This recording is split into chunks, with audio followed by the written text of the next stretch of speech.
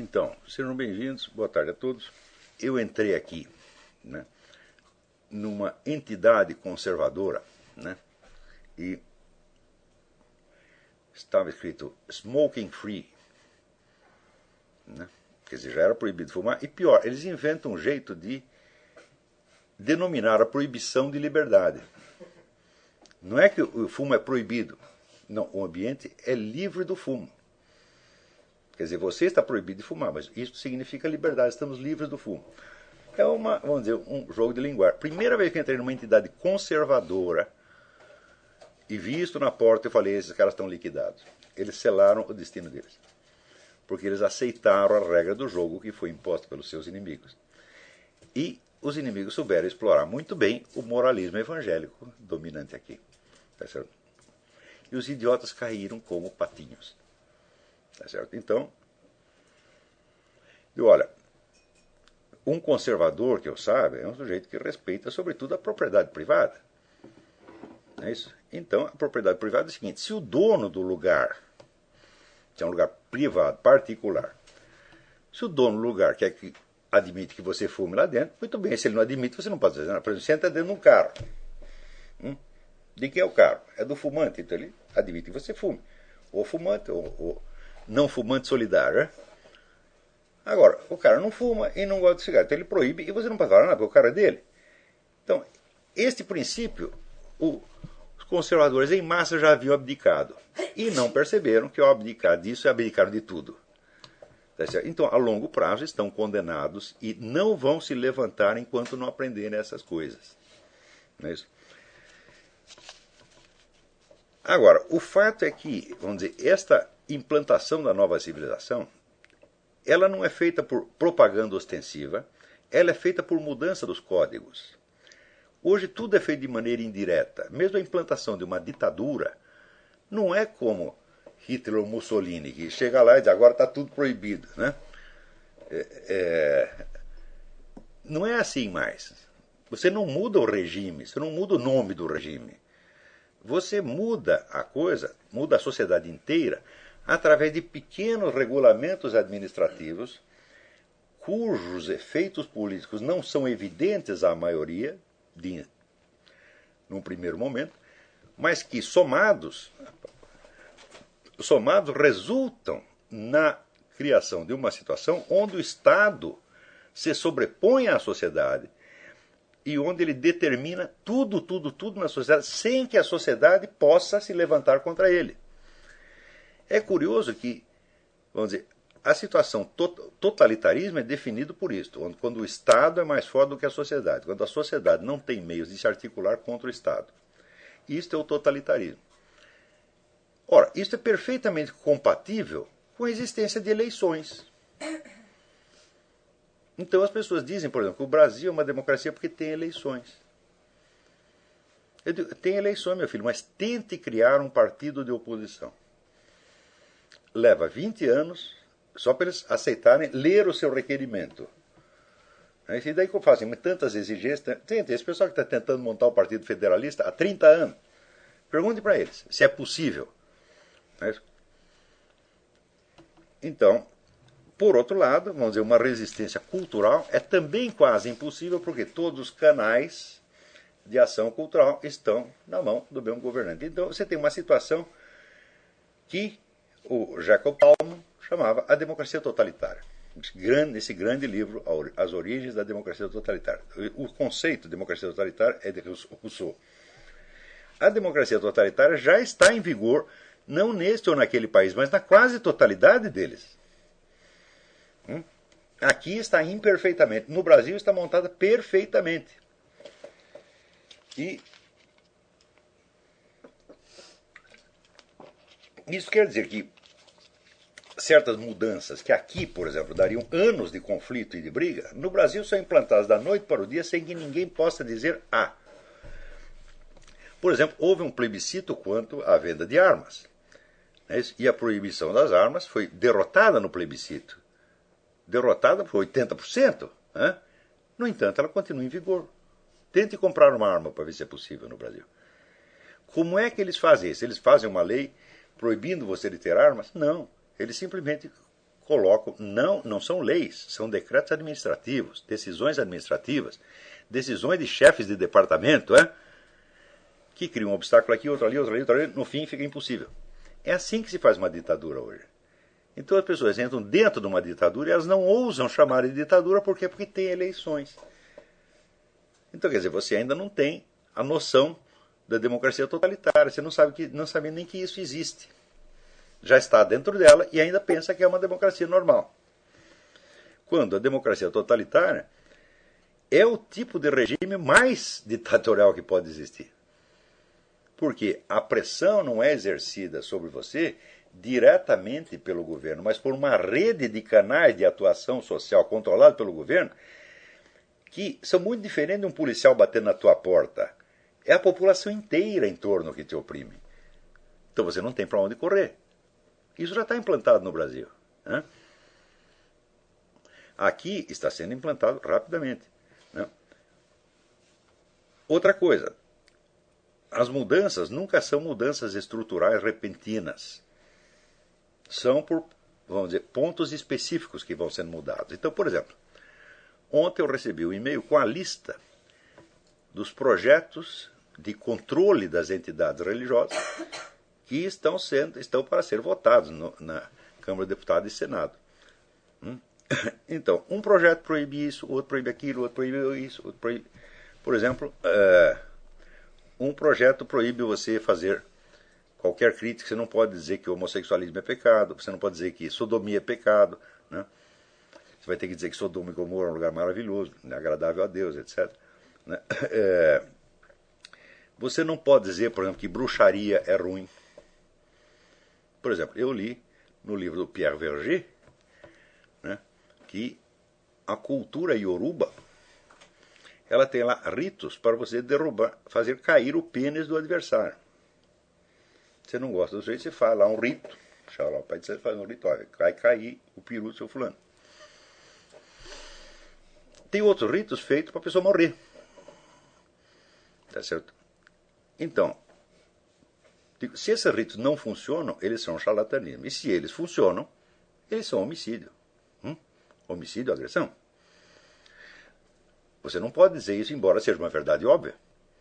Por enquanto ainda pode. Ainda não está proibido, tá certo? Mas as leis que proíbem isso já estão sendo viabilizadas. Tem uma outra lei que determina que as igrejas têm que pagar impostos sobre o dinheiro coletado. Ora, em primeiro lugar, isso é quase impossível, porque não sabe de onde veio o dinheiro, Por exemplo, tem lá uma caixinha onde você põe o dinheiro quando sai da missa, não tem nome, não tem nada.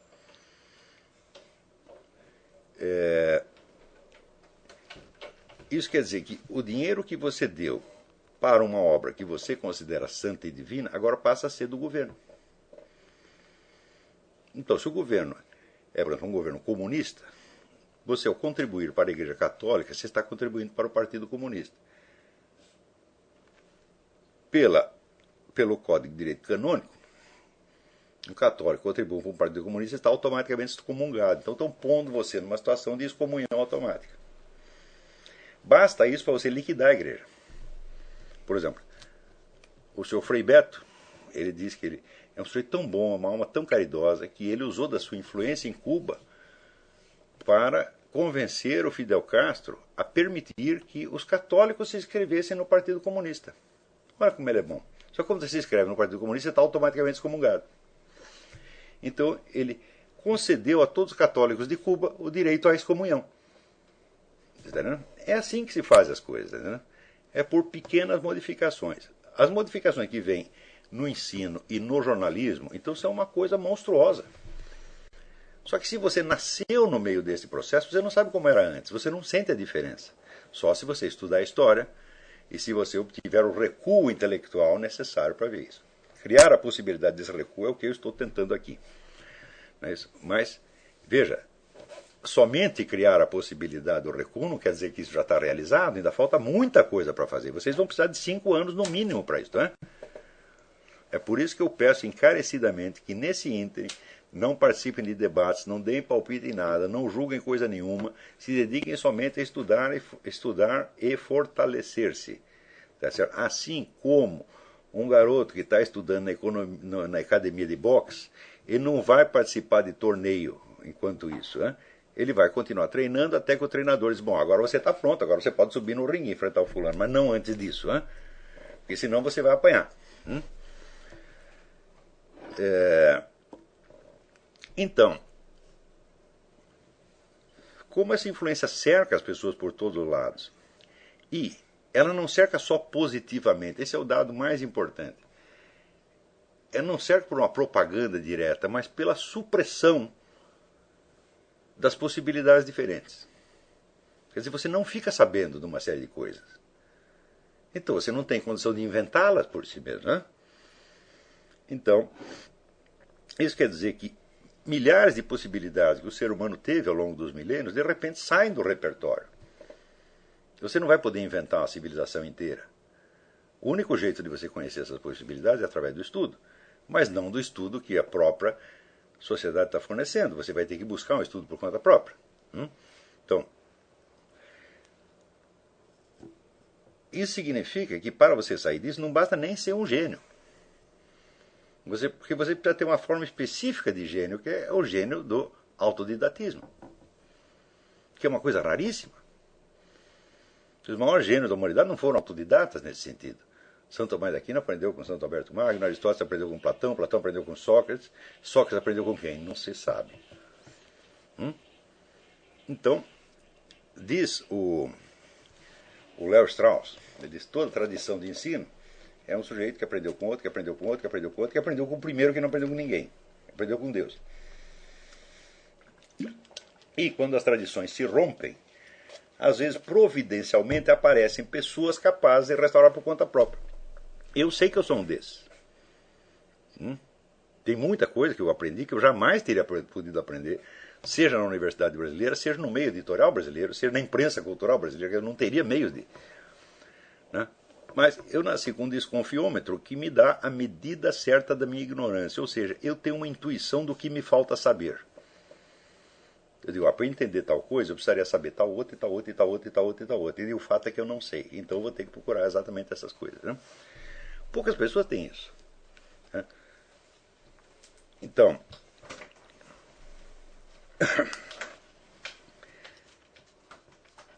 isso significa que vocês têm que tomar consciência de que todos vocês, pelo menos que estão com menos de 30 anos, vocês foram formados no meio disto. E muitas atitudes que lhes parecem naturais foram improvisadas anteontem e oferecidas a vocês como única alternativa possível. E muitos julgamentos espontâneos que vocês fazem refletem isso. Eu dou o exemplo, por exemplo, dos conselhos antitabagísticos, né? Vamos dizer que é o mais frequente hoje. Conselhos antitabagísticos, ou, de modo geral, conselhos de saúde não solicitados. Ah, não coma tal coisa, coma tal outra. Olha, que eu saiba, os cuidados com a saúde sempre foram uma parte da vida privada, ao ponto de que um médico não pode lhe impor um tratamento. Se o médico diz, olha aqui, meu filho, você está com câncer no cérebro, você vai morrer em uma semana. Posso operar? O sujeito diz, não. Vou dar um exemplo. O Darcy Ribeiro, um antropólogo, comunista pra caramba, mas que era um homem, até certo ponto, um sujeito muito engraçado e criativo. Ele estava no hospital com câncer. Para ser operado. Iam arrancar metade dele. Daí alguém disse para ele, olha, nesse tipo de câncer existe 30% dos casos que são autorremissivos. Quer dizer, eles curam sozinhos, não se sabe como. O Darcy ouviu e falou, tô nessa. Eu sou um desses, eu vou para casa. E foi para casa e viveu mais 30 anos. Fugiu do hospital. Graças a isso viveu mais 30 anos. Porque se tivesse operado, opere, mas faz bomba de cobalto, mas não sei o que, não dura mais 2 anos. Mesmo pessoas que têm conhecimentos suficientes para reagir a isto, às vezes não reagem. O meu falecido amigo Dr. Miller, que é um dos camaradas que mais entendia de medicina e saúde no mundo, ele teve esta fraqueza. Ele pegou um câncer no nariz e ele, por pressa, aceitou o tal tratamento cobalto. Em 2 anos estava morto. Então, por exemplo, este tipo de pressão do establishment médico é uma das coisas mais indecentes e imorais do mundo. Por quê? Porque se você somar o número de pessoas que são vítimas de erros médicos nos Estados Unidos, não há nenhuma outra causa de morte que supere isto. São 800 mil pessoas no mínimo que morrem por ano aqui. A AIDS não mata isso tanto, doença cardíaca não mata isso, doença pulmonar não mata isso, câncer não mata tanto. Em geral matam 50, 60 mil. 800 mil? É uma coisa monstruosa. Por que mata? É muito simples. A medicina não é uma ciência exata, aliás, não é uma ciência. É uma técnica no qual confluem uma multidão de ciências diferentes que às vezes se ajeitam muito mal ali dentro. Então, por assim dizer, toda medicina é experimental. Toda ela. Mesmo que seja um tratamento consagrado, bom, consagrado num certo número de casos. Não é isso? Então, quer dizer, a margem de erro ali é muito grande, não por culpa dos médicos, é porque é. Entendeu? Então, a constatação disso e a própria ideia de que a medicina procura se reger por um critério de confiabilidade científica deveria, na mesma hora, proibir que a classe médica se arrogasse autoridade sobre a sociedade. Aliás, isso se aplica a toda a ciência. Se, vamos dizer, a essência do processo de conhecimento científico é a sua autocorreção permanente, então, evidentemente, ela em nenhum momento da sua existência, ela pode se arrogar a autoridade de proclamar uma verdade científica, muito menos uma verdade científica que se impõe a toda a sociedade. O máximo que ela pode dizer, até o estado presente do conhecimento parece que é assim, mas pode ser que a gente descubra amanhã que não é assim. Então,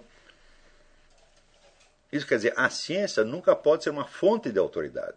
Muito menos pode ser fonte de autoridade uma técnica que não tem sequer uma estrutura científica interna. Quer dizer, qual é o estatuto epistemológico da medicina? Eu digo, bom, esse é um dos maiores abacaxis que pode ter na filosofia, isso aí. Você definir qual é precisamente o estatuto epistemológico da medicina. No entanto, veja, no tempo de Napoleão, um assessor de Napoleão já observou isso aqui. Tão logo esses médicos se imbuem de ideias materialistas, eles querem mandar no mundo. Ele disse isso, eu acho que foi em 1808. E isso vem se confirmando cada vez mais. Porque além da classe médica, a classe médica se alia à indústria farmacêutica, que é uma das indústrias mais poderosas do mundo. Aqui, se fala em indústria farmacêutica, você está falando do Rockefeller. Né? Então, o que os Rockefeller querem mandar no mundo, eles mesmos não escondem. Eles estão tentando isso há várias gerações. E é evidente que classe médica e indústria farmacêutica têm uma simbiose. Eu sei porque eu fui editor de revista médica e eu te digo para você, os laboratórios determinavam o conteúdo do que saía nas revistas científicas. Então, quer dizer, a possibilidade de uma pesquisa totalmente independente da indústria farmacêutica, ela existe, sem dúvida, no meio médico, em certas revistas, certas publicações, que por sua antiguidade, né, e por serem, às vezes, subsidiadas por entidades independentes, conservam sua independência, como, por exemplo, Lancet, na Inglaterra, deve ser a melhor revista médica do mundo, e o BJM, British Journal of Medicine. Pois bem, esses dois já foram pegos nos últimos anos fazendo trapaça para favorecer a indústria farmacêutica, coisa que jamais tinha acontecido antes. Então, é claro que esta intromissão da classe médica na vida privada dos cidadãos é um elemento fundamental do totalitarismo mundial. Agora, se você, por medo de uma doença, você aceita isso, você já virou o cidadãozinho da nova ordem mundial, que vive com medo e esperando que os outros o salvem. Então você aceita autoridades. Né? Então, diante disso, olha, meus filhos, eu estou com 62 anos, eu estou fumando há 47. 2 ou 3 maços de cigarro por dia. O pessoal da minha geração, tudo já teve infarto, hemorroida, 5 pontos de safena, etc, etc. Não veio me dar lições de saúde, porque, obviamente, meus filhos, vocês vão morrer antes de mim. Se continuarem com essas ideias, vocês vão morrer antes de mim. Porque não existe nada que danifique mais a saúde do que a perda da sua integridade pessoal. Se você perde a unidade da sua personalidade, você começa a decompor na mesma hora, meu filho. E você se torna vulnerável a tudo. O seu sistema imunológico vai para o brejo. Veja, a abertura e vulnerabilidade do cidadão à influência do meio é a mesma coisa que a abertura e vulnerabilidade aos vírus, meus filhos. É exatamente a mesma coisa. E você não é capaz de se defender nem de um zum-zum que passa pelo ar. Como é que você vai se defender de um vírus? O sistema imunológico depende muito da sua vontade de integridade, que é a sua autodefesa fundamental. Você perdeu isso, eu digo, não adianta pedir socorro para a classe médica. O médico não pode te dar isso de volta. Tá certo? Note bem que isso não implica, vamos dizer, impugnar a profissão médica. Não é o que eu estou fazendo, evidentemente. Eu estou impugnando a autoridade pública dela. Médico, para mim, é um profissional, como outro qualquer, que você consulta. Por que chama consulta? Porque você vai consultar, você vai fazer uma pergunta para ele. Ele não vai te dar uma ordem, ele vai te dar o quê? Uma consultoria. E você tem todo o direito de consultar um médico e outro, e outro, e outro, e cada um te diz uma coisa diferente, e você tem que tirar uma somatória, a decisão é tua. Então, médico, para mim, é um profissional como mecânico de automóveis. Ele leva lá o seu carro, o mecânico diz, é isso, assim, assim. Daí você desconfia, fala, não, eu acho que não é isso. Outro dia chegou um eletricista na minha casa e me cobrou $200 para fazer um conserto lá.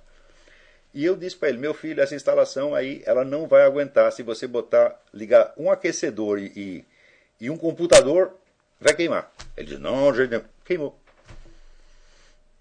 E se os eletricistas começarem a ter autoridade pública como os médicos? Então, certamente, o número de instalações queimadas vai proliferar como proliferou o número das vítimas de erro médico.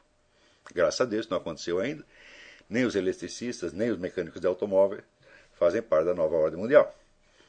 Mas tudo isso eu estou dizendo para que vocês tomem consciência de que estas fraquezas que são criadas em nome de um novo modelo civilizacional que está criando, elas não estão fora, elas entraram dentro de vocês há muito tempo. E você vai ter que tirá-las uma por uma. Se você quiser realmente chegar à altura de você poder ter uma visão independente, uma visão realmente crítica disto, você precisa sair, você precisa se desaculturar. Se desaculturar significa o seguinte, você não vai aceitar mais nenhum valor nem critério dominante. Você vai escolher os valores após tê-los examinado e confrontado com outras possibilidades. De onde você vai tirar essas possibilidades? De outras sociedades, de outras épocas, dos clássicos da literatura, dos clássicos da filosofia, das antigas religiões, etc, etc. É aí que você vai tirar. Isto, meu filho, leva muitos anos para você fazer. Eu digo, o mínimo suficiente para equipar você para fazer isso é 5 anos. Mas não quer dizer que você vai conseguir isso em 5 anos. Eu estou fazendo isso há muitos anos e de vez em quando eu ainda me pego cedendo a uma coisa dessa. Então, vocês não tenham dúvida que o projeto de nova ordem global já fracassou. Ele será um fracasso. Ele não vai se implantar. O que ele vai é como o Reich de 1000 anos do Adolf Hitler, tá entendendo? Que dura 12 anos, dá um prejuízo desgraçado, mata um montão de gente e só deixa lágrimas e sangue pelo caminho. É isso que eles vão fazer. Eles não vão prosperar. A prova de que não vão prosperar é que, como eu tenho dito há tempos, existem 3 projetos de governo mundial em concorrência, ora colaborando entre si, ora tendo conflitos. Primeiro, o velho projeto comunista, que nunca acabou, a KGB está lá no lugar, está funcionando, está indo bem, sobretudo na América Latina está indo muito bem. O segundo é o projeto islâmico. E o terceiro é o projeto globalistas do Grupo Bilderberg, CFR, etc, etc. Esses 3 grupos são enormemente poderosos. É difícil até você saber ali, vamos dizer, quem tem mais dinheiro, por exemplo. É quase impossível. Então, o dinheiro é tanto, que eu acho que se equivalem.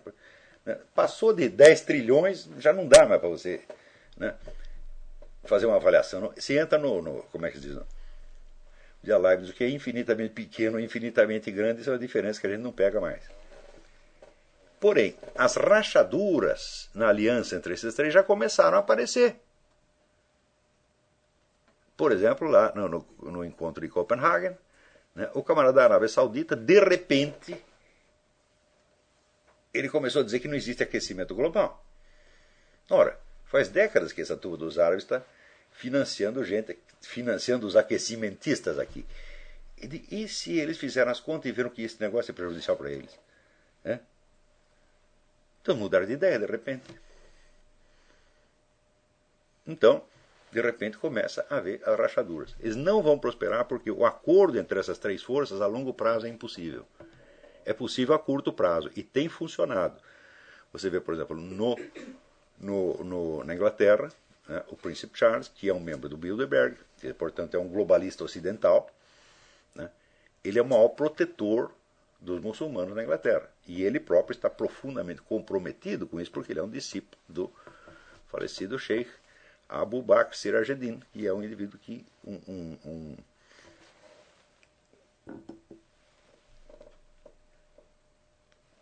que é um ex-diretor do Museu Britânico chamado Martin Lings, a quem eu conheci e que tive como meu amigo enquanto ele durou.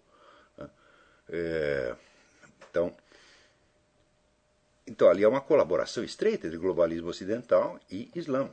Mas, de repente, um pode pisar no calo do outro, né?